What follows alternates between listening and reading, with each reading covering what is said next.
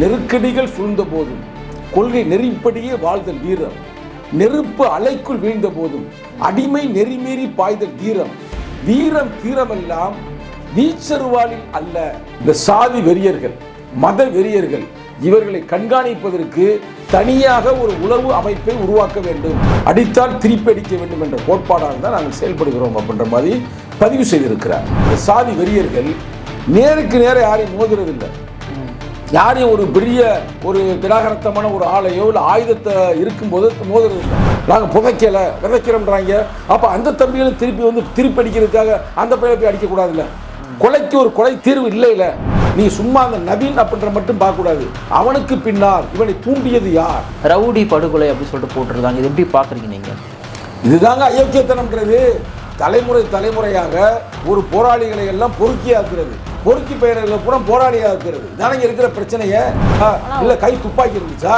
இல்ல போன பாதை வந்து ஒரு வன்முறையான ஒரு பாதை தானே சொல்லப்படுது. தப்புத்தாங்க, தப்புத்தான். ஆனாலும் கூட இவனா போய் யாரையும் தேடி போய் அடிக்கல, தேடி கண்டுபிடிச்சு அடிக்கல. எவெல்லாம் அடிச்சானோ அவனை தானே திருப்பி அடிச்சிருக்கிறேன். அவ்வளவு சாதி வெறி பிடிச்ச அந்த சமூகம் கண்டுபிடிச்சு தேடி கூட அடிக்கலாம், தப்பு இல்லதான். ஆனால் அப்படிலாம் அடிக்க கூடாது அப்படின்றத எங்க கோட்பாடு. என்ன சொன்னேன்? அதே இடத்துல தான் படிப்பேன் அப்படின்ற. அது மட்டும் இல்லாமல் அந்த பயல்களுக்கு நீ வாயில வெற்றினாங்களே, அவங்க என்னப்பா சொல்ல விரும்புறேன்னு சொல்லும் போது அந்த பயல்களும் என்ன மாதிரி படிச்சு வரட்டும். இதுதான் திருப்பி. ஹிந்தியில வந்து ஸ்ரீதேவி மக தெரியுமா? அந்த நடிகை பேர் தெரியுமா உங்களுக்கு? ஜான்வி கபூர் அப்படின்னு பேரு. அந்த அம்மாவே பூனா ஒப்பந்தத்தை பத்தி பேசுது. 2 பேருக்கு வந்து டைம் டிராவல்ல போய் நீ யாருடைய டிபேட்டை பார்க்க விரும்புறீங்க அப்படின்னு நெறியாளர் கேட்கிறாரு. அந்த அம்மா நல்லா யோசிச்சுட்டு சொல்லுது, நான் வந்து காந்தியையும் யார புரட்சி அம்பேத்கரையும் 2 பேரும் ஒரு விவாதத்தை சந்திக்க விரும்புகிறேன். அவன் ஆச்சரியப்பட, அப்படியா? அடிப்படையில் நீங்களே ஒரு தென் மாவட்டத்தை சார்ந்தவர் தான். ஆமாம், நான் மதுரை மாவட்டம் தான். தென் மாவட்டங்களில் வந்து சாதி இறுக்கம் அப்படின்றது இன்னமும் நடைமுறையில் இருக்கா? தினமும் புதுசாக வெளியே அமெரிக்காவில் இருந்து வந்திருக்கிறீர்கள் வட மாவட்டம். ஆனால் விசிகான் தலைவர் திருமா இதை பற்றி எதுவுமே வந்து ஏன் பேசல அப்படின்னு கேட்குறாங்க. இங்கே பாருங்க, திருப்பி உங்களை மாதிரி ஆட்களுக்கு நான் சொல்ல விரும்புகிறேன். நான் யார்? நான் ரோட்டில் இருக்கிறேன். நான் யார்? சும்மா டென்ஷன் ஆகிருக்கீங்களா? வந்து விசிகாவுடைய மாநில நிர்வாகி, மாநில இளைஞரணி செயலாளர். ரைட்டா? அந்த வகையில் வந்து மற்ற மாநிலங்களோடு நம்ம வந்து கம்பேர் பண்ணும் பொழுது தமிழகத்தில் குறைவாகத்தான் இருக்கிறது, அதில் மாற்று கருத்து இல்லை. ஆனால் தமிழகத்தில் முழுமையாக சாதி ஒழிக்கப்பட வேண்டும் என்பதில் நாங்கள் தீர்வாக இருக்கிறோம். Big Bang Tamil PPT.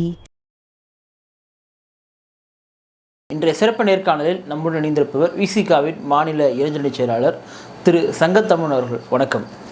வணக்கம். தீபக் ராஜா என்கின்ற தீபக் பாண்டியன் திருநெல்வேலி மாவட்டத்தை சார்ந்தவர். அவர் வந்து தேவேந்திர குலவேர சமூகத்தை சார்ந்தவர், நம்ம எல்லாருக்குமே தெரியும். அவருடைய படுகொலை வந்து குறிப்பாக தமிழகத்தையே உலுக்கியிருக்கு. தென் மாவட்டங்களில் மிகப்பெரிய ஒரு அதிர்ச்சியை வந்து ஏற்படுத்தியிருக்கு. ஒரு இளைஞர், அவருடைய படுகொலைக்கு பல்வேறு காரணங்கள் சொல்கிறாங்க. முதல்ல நீங்கள் அவருடைய படுகொலையை வந்து எப்படி பார்க்குறீங்க? அதாவது தீபக் பாண்டியன் அவர்களுக்கு விடுதலை சிறுத்தைகளுடைய இளைஞரின் சார்பாக செம்மார்ந்த வீர வணக்கத்தை தெரிவித்துக் கொள்கின்றேன். ஏன் வீர வணக்கம் தெரிவிக்கின்றோம்னா, அவரை வந்து நாங்கள் ஒரு ரவுடியாக பார்க்கல, ஒரு கொலகார பாவியை பார்க்கல. ஒரு ஒடுக்கப்பட்ட மக்களுக்காக தொடர்ந்து அவர் போராடி வந்தவர். இன்னமும் வந்து அவருடைய பதிவுகளில் மட்டுமல்ல, அவர் நிறைய இடத்துல வந்து களத்திலே நேரடியாக சென்று மக்களிடம் உரையாடி இருக்கிறார். என்ன சொல்கிறாருன்னா, இளைஞர்களே நீங்கள் மது அருந்தாதீங்க, நாங்கள் தான் வழி மாறி போய்விட்டான், யாரும் இந்த மாதிரி வராதிங்க, நாங்கள் இப்படி இந்த பாதைக்கு போனதுக்கு காரணமே உங்களை பாதுகாப்பதற்காகத்தான், அடித்தால் திருப்பி அடிக்க வேண்டும் என்ற கோட்பாடால் தான் நாங்கள் செயல்படுகிறோம் அப்படின்ற மாதிரி பதிவு செய்திருக்கிறார். எங்கள் தலைவர் வந்து 90களில் சொல்லுவார், நெருக்கடிகள் சூழ்ந்த போதும் கொள்கை நெறிப்படியே வாழ்தல் வீரம், நெருப்பு அலைக்குள் வீழ்ந்த போதும் அடிமை நெறிமீறி பாய்தல் தீரம், வீரம் தீரமெல்லாம் வீச்சருவாளில் அல்ல, கொண்ட கொள்கையில் தான் இருக்கிறது அப்படின்னு முழக்கத்தை ஆரம்பித்து வைப்பார். அந்த தம்பி வந்து அந்த கொள்கை கோட்பாடோடு இருந்ததை தான் எங்களுக்கு செய்தி கிடைத்திருக்கிறது. எப்படின்னா, இப்போ வந்து எங்கள் தலைவரே சொல்லுவார், மேடைக்கு மேடை திருப்பி நான் வலியுறுத்துகிறேன், இவங்க வந்து எப்படின்னா இந்த சாதி வெறியர்கள் நேருக்கு நேர யாரையும் மோதுறதில்லை, யாரையும் ஒரு பெரிய ஒரு திராகரத்தமான ஒரு ஆலையோ இல்லை ஆயுதத்தை இருக்கும்போது மோதுறதில்லை. எப்பயாவது அவங்க தூங்கிக்கிட்டு இருக்கும்போது கழுத்தை அறுத்துருவாங்க, இல்லை எங்கேயாவது வந்து குடும்பத்தோடு போய் சாப்பிட போகிற இடத்துல வந்து மறைஞ்சு நின்று தாக்குவாங்க. இது வந்து வீரம் அல்ல, இது பைத்தியக்காரத்தனம். நீ ஒரு வீரனாக இருந்தால் நீ என்ன செய்யணும், அவன்கிட்ட ஒரு ஆயுதத்தை கொடுக்கணும். இல்லை அவன் காருக்கு போனான்ல, அவன் ஆயுதம் எடுக்க தானே போயிருக்கிறேன், அவன் எடுப்பதற்கான வாய்ப்பை கொடுத்து நீ நின்று போட்டி போட்டு ஜெயிச்சிருந்தீங்கன்னா நீ வீரன்.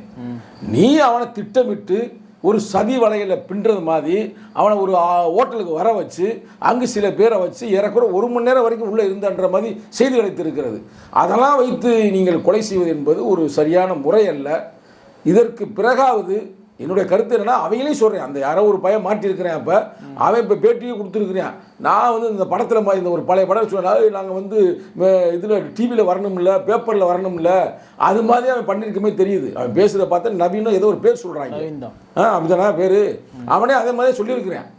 அது வந்து எப்படின்னா அரசாங்கம் வந்து கொஞ்சம் கவனமாக அதெல்லாம் உணர்ந்து, அதாவது எப்படின்னா அதை நுட்பமாக கவனிக்க வேண்டும். எங்கள் தலைவர் வந்து, ஏன் தலைவர் சொல்கிறேன்னா இது ரொம்ப முக்கியமான பகுதிங்க. என் தலைவர் வந்து அவர் இருக்கார்ல ஸ்டாலின், தமிழக முதல்வர், அவருடைய தொகுதி தெரியுமா, என்ன தொகுதின்னு உங்களுக்கு? கொளத்தூர் தொகுதியில் உட்கார்ந்து அறநிலைத்துறை அமைச்சர் ஒரு தெரியுமா யாருன்னு? சேகர் பாபு. அவர் பக்கத்தில் அதே மேடையில் நான் இருந்தேன். எங்கள் தலைவர் என்ன சொன்னார்னா, இந்த சாதி வெறியர்கள், மத வெறியர்கள், இவர்களை கண்காணிப்பதற்கு தனியாக ஒரு உளவு அமைப்பை உருவாக்க வேண்டும். உளவு அமைப்பு ஏற்கனவே இருக்குது. இந்த உளவு அமைப்பை உருவாக்குனீங்கன்னா இப்போ இந்த தம்பியுடைய மரணத்தை கூட காப்பாற்றிருக்கலாம்ல. இப்போ இந்த தம்பி வந்து இப்போ வெளியில் வந்திருக்கிறாப்புல, இவருக்கு கொலை மிரட்டல் இருக்கிறது, இது மாதிரி சிக்கல்கள் இருக்குது, அப்போ அந்த தம்பியை பாதுகாப்பு கொடுத்துருக்கலாம்ல. அவள் இதுக்கு மட்டும் இல்லை, எங்கள் தலைவர் சொல்ல ஆணவ படுகொலைக்கு நீங்கள் பாதுகாப்பு கொடுக்க வேண்டும், தனியாக ஒரு உளவு அமைப்பை வைக்க வேண்டும் என்று சொல்லுகிறார். பல ஆண்டுகள் ஆகியும் கூட இதுவரைக்கும் வைக்கவில்லை. அது மட்டும் அல்லாது இப்படிப்பட்ட இளைஞர்கள் எல்லாம் பாழாக போகிறாங்க. இப்போ அவனை கொலை பண்ணியிருக்காங்கன்னா அவன் உயிர் போச்சு, நீ திரும்பி வராது. ஆனால் அவன் என்ன பண்ணுறாங்க, புத்தகத்தை வைக்கிறாங்க, நாங்கள் வந்து விதைக்கிறோம்ன்றாங்க, நாங்கள் புதைக்கலை விதைக்கிறோம்ன்றாங்க. அப்போ அந்த தம்பிகளும் திருப்பி வந்து திருப்பி அடிக்கிறதுக்காக அந்த பையனை போய் அடிக்கக்கூடாதுல்ல. கொலைக்கு ஒரு கொலை தீர்வு இல்லைல்ல. நம்ம அப்படி நினைக்கிறோம், ஒரு கொலைக்கு ஒரு கொலை தான் தீர்வு அப்படின்னு நினைக்கிறது தப்பு. அவனை அரசியல்படுத்தணும். இப்போ வந்து அவன் பண்ணிட்டா பண்ணிருக்கா, இவங்க போய் கொலை வரியா போய் திருப்பி தாக்கிடக்கூடாது. நான் அந்த தருணத்தை நான் பதிவு செய்கிறேன். நீங்கள் ஒரு அரசியல் ஒரு இயக்கமாக மாற வேண்டும். இப்போ இந்த தம்பியை கொலை செய்திருக்கு கூட என்ன காரணம் சொல்கிறாங்கன்னா, இந்த தம்பி வந்து அந்த தேவேந்திர குல வேளாளர் சமூகத்தில் இன்னைக்கு ஒரு பெரிய ஒரு களத்தில் நிற்கிற அளவுக்கு இப்போ பழைய மாதிரிலாம் இல்லை. அண்ணன் ஜான் பாண்டியன் வந்து அப்படியே போயிட்டாரு, பிஜேபி பக்கத்து போயிட்டாரு. இவர் வந்து அப்படியே போயிட்டாரு, யாரு, டாக்டர் கிருஷ்ணசாமி ஐயா அப்படியே போயிட்டாரு. இப்போ இன்னைக்கு வந்து இளைஞர்களை அணிதிரட்டுவதற்குரிய ஒரு பெரிய ஒரு கட்டமைப்போடு இளைஞர்களோடு படித்த இளைஞனாக அவர் வந்து இன்னைக்கு வளர்ந்து கொண்டு இருக்கிறார். அது ஒரு முக்கியமான காரணம். அதெல்லாம் தடுக்க வேண்டும் என்று இதில் செய்திருக்கிறார்கள். நீ சும்மா அந்த நவீன் அப்படின்ற மட்டும் பார்க்கக்கூடாது, அவனுக்கு பின்னால் இவனை தூண்டியது யார், எனது அரசியல் படுகொலையாக கூட இருக்கலாம். இதெல்லாம் வந்து நுட்பமாக கண்டுபிடிக்க வேண்டும் என்பது இந்த தருணத்தில் தமிழக அரசாங்கத்திற்கு நான் சொல்ல வேண்டியது என்னுடைய கடமை. இப்போ தீபக் பாண்டியன் வந்து இங்கே இருக்கக்கூடிய ஒரு பட்டியல் சமூகத்தை சார்ந்த ஒருவர்.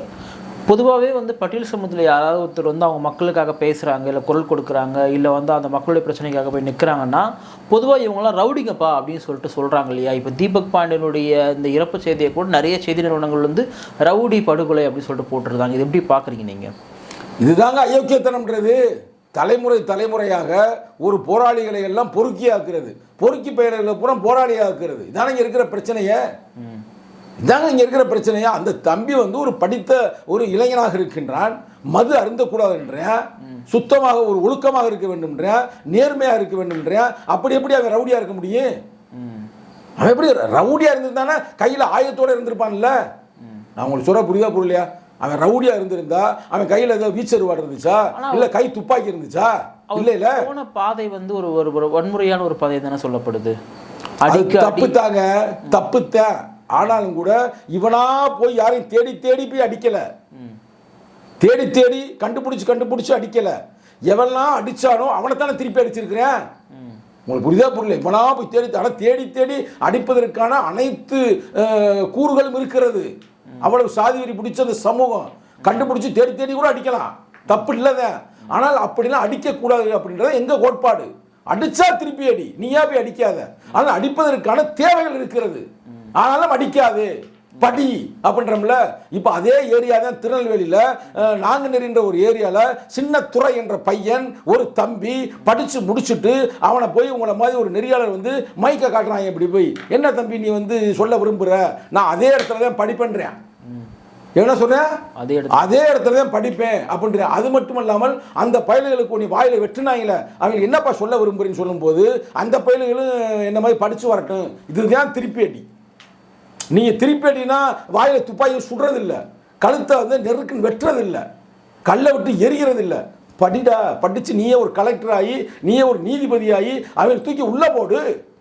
வாய்ப்பு இருக்குல்ல. இன்னைக்கு புரட்சி அம்பேத்கர் அரசியலமைப்பு சட்டத்தின் பிரகாரம் உனக்கு படிப்பதற்கான அனைத்து வாய்ப்புகளும் இருக்கிறது. இந்த தருணத்தில் இன்னொரு கருத்தையும் சொல்றேன். இளைஞர்களே, நீங்கள் திருப்பி அடிக்க வேண்டும் என்று நினைத்தால் படித்து திருப்பி அடியுங்கள். அவ்வளவு வாய்ப்பு இருக்கிறது. ஒரு மாணவன் அவனுக்கு சாதி வெறியில இந்த இப்ப இறந்தார்ல தீபக் ராஜா என்ற தீபக் பாண்டியன் அது மாதிரி கொடுமைகளை சந்தித்தவராக இருந்தால் படித்து நீ ஒரு கலெக்டர் ஆனேன்னா 100 பேரை பிடிச்சி உள்ள போடலாம்ல சாதி வெறியனா. நீ ஒரு ஜட்ஜா இருந்தா நீ ஒரு தீர்ப்பு வழங்கலாம்ல. நீ ஒரு பொருளாதாரத்தை வலிமையாக இருந்தால் அவர்களை எல்லாம் நெறிப்படுத்தலாம்ல. எவ்வளவோ வழிகள் இருக்கிறது. அதிலும் குறிப்பாக படிப்பு தான் ஒரு நல்ல வழி. இது புரட்சி அம்பேத்கர் நம்ம காட்டிய வழி. புரட்சி அம்பேத்கர் சந்தித்த அந்த துயரத்திற்கும் துன்பத்திற்கும் அவர் நினைச்சிருந்தாருன்னா இருக்கிறவனை பூரா வாயிலே சுடலாம். அவர் வாயில சுட்டார் யாரையும் சுடலை இல்லைங்க. படிச்சு இன்னைக்கு வந்து ஒரு கம்பீரமா நிற்கிறாருல்ல. இன்னைக்கு என்ன ஆகி போச்சு, ஹிந்தியில வந்து ஸ்ரீதேவி மக தெரியுமா, அந்த நடிகை பேர் தெரியுமா உங்களுக்கு, ஜான்வி கபூர் அப்படின்னு ஏதோ பேரு. அந்த அம்மாவே பூனா ஒப்பந்தத்தை பத்தி பேசுது. 2 பேருக்கு வந்து டைம் டிராவல்ல போய் நீ யாருடைய டிபேட்டை பார்க்க விரும்புறீங்க அப்படின்னு நெறியாளர் கேட்கிறாரு. அந்த அம்மா நல்லா யோசிச்சுட்டு சொல்லுது, நான் வந்து காந்தியையும் யார புரட்சி அம்பேத்கரையும் 2 பேரும் ஒரு விவாதத்தை நான் சந்திக்க விரும்புகிறேன். அவன் ஆச்சரியப்பட, அப்படியா இவ்வளவு விவரமா பேசுறீங்க அப்படின்னு நான் திரும்பி கேட்குறேன். பூனா ஒப்பந்தத்தை பற்றி பேசுவோமா? அப்போ இன்றைய இளைஞர்களுக்கு அவங்க தலித்தாக இல்லாமல் இருந்தாலும் கூட அந்த இளைஞர்கள் மத்தியில் இன்னும் நடிகைகள் மத்தியில் கூட புரட்சி அம்பேத்கர் பயணித்து இருக்கிறார். அந்த தத்துவம் பயணித்து இருக்கிறது. அது மாதிரியே வரணும். நான் அந்த தீபக் ராஜாவுடைய தோழர்கள் தம்பிமார்கள் இல்லை, அவர் மேலே வந்து ரொம்ப உயிருக்கு மேலே நேசிக்கக்கூடியவர்கள் தயவு செய்து ஆயுதத்தை கொண்டு திருப்பி அடிக்க வேண்டும் என்று எண்ணக்கூடாது. புரட்சியாளர் அம்பேத்கரை போல படித்து அரசியல் ரீதியாக அவர்களை திருப்பி அடிக்க வேண்டும். நிகழ்காலத்தில் தம்பி சின்னத்துரையை போல அவங்க முகத்தில் காரி உமிழ வேண்டும், காரி உமிழ வேண்டும் அப்படின்றது எங்களுடைய கருத்து. இப்போ அடிப்படையில் நீங்களே ஒரு தென் மாவட்டத்தை சார்ந்தவர் தான். ஆமாம், நான் மதுரை மாவட்டம் தான். தென் மாவட்டங்களில் வந்து சாதி இறுக்கம் அப்படின்றது இன்னமும் நடைமுறையில் இருக்கா?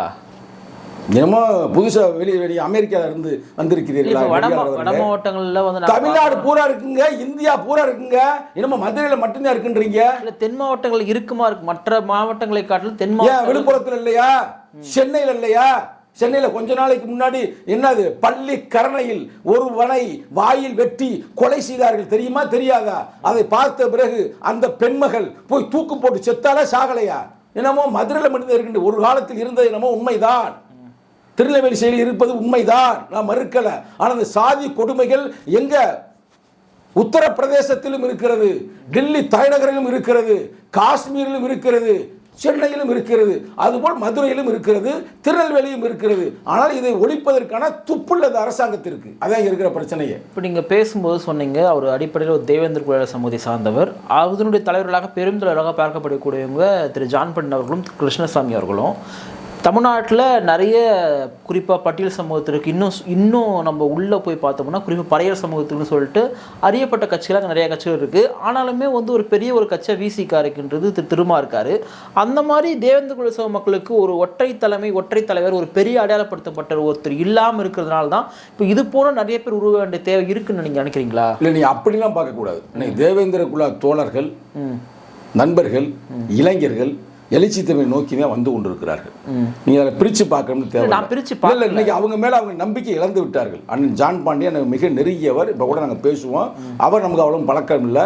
ஆனால் அவங்களெல்லாம் மக்கள் இப்போ வந்து நம்பலை. இந்த மக்கள் நம்பலைங்க. அவங்க எங்களை நோக்கி வந்து கொண்டு இருக்கிறார்கள்.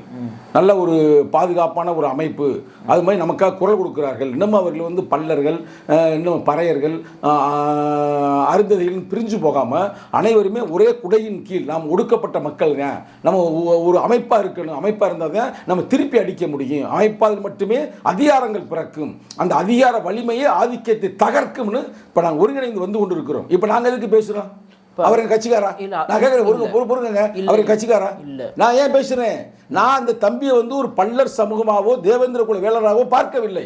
அவரை நான் ஒரு போராளியாக பார்க்கிறேன். அதற்காக உட்காந்து பேசிக்கிட்டு இருக்கிறேன். உங்களுக்கு புரியுதா புரியலையா? இல்ல அப்படி இருந்தா இப்ப நீங்க வந்து அவருக்கு செம்மார்ந்த வீர வணக்கம்னு சொல்லிட்டீங்க. ஆனா விசிகான் தலைவர் திருமா இதை பற்றி எதுவுமே வந்து ஏன் பேசல அப்படின்னு கேட்குறாங்க. இங்கே பாருங்க, திருப்பி உங்களை மாதிரி ஆட்களுக்கு நான் சொல்ல விரும்புகிறேன். நான் யார்? நான் ரோட்டில் திருறேன் நான் யார்? சும்மா நீ டென்ஷன் ஆகிட்டு இருக்கீங்களே. வந்து விசிகாவுடைய மாநில நிர்வாகி தான், மாநில இளைஞரணி செயலாளர், ரைட்டா?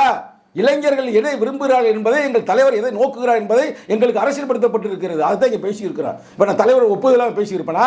தலைவரை கேட்காம பேசியிருப்பேனா? போராளிகளுக்கு பூரா இதே வேலையாக இருக்குங்க. நான் பேசினால் எங்கள் தலைவர் பேசியதாக தான் அர்த்தம். புரியுதா? அது போல நீ தெரிஞ்சுக்கிறீங்க. தலைவர் கொடுக்கலன்னா கொடுக்குறவங்க இளைஞரணி செயலாளர். அப்புறம் எந்த நெறியாளரை பார்த்தாலும் இதே கேள்வியை கேட்டு எனக்கு டென்ஷன் ஆக்குறது வேலையா இருக்குது. அப்படி நீ கேட்குறது தவறான கேள்வி. இப்போ நீங்கள் சொன்னீங்க ஆரம்பத்தில் இந்த மாதிரி விஷயங்கள்லாம் நடக்குதுன்னா இதுக்கெல்லாம் காரணம் வந்து அரசாங்கம் இதெல்லாம் ஒடுக்கலைன்னு சொல்கிறீங்க இல்லையா? இப்போ நம்ம பேசுகிற இந்த சமூக நீதி, திராவிடம், இது எதுவுமே வந்து இந்த சாதி ஒழிக்கிறதுக்கு ஒரு ரூபா கூட பயன்படலன்னு நினைக்கிறீங்களா? பயன்படுகிறது.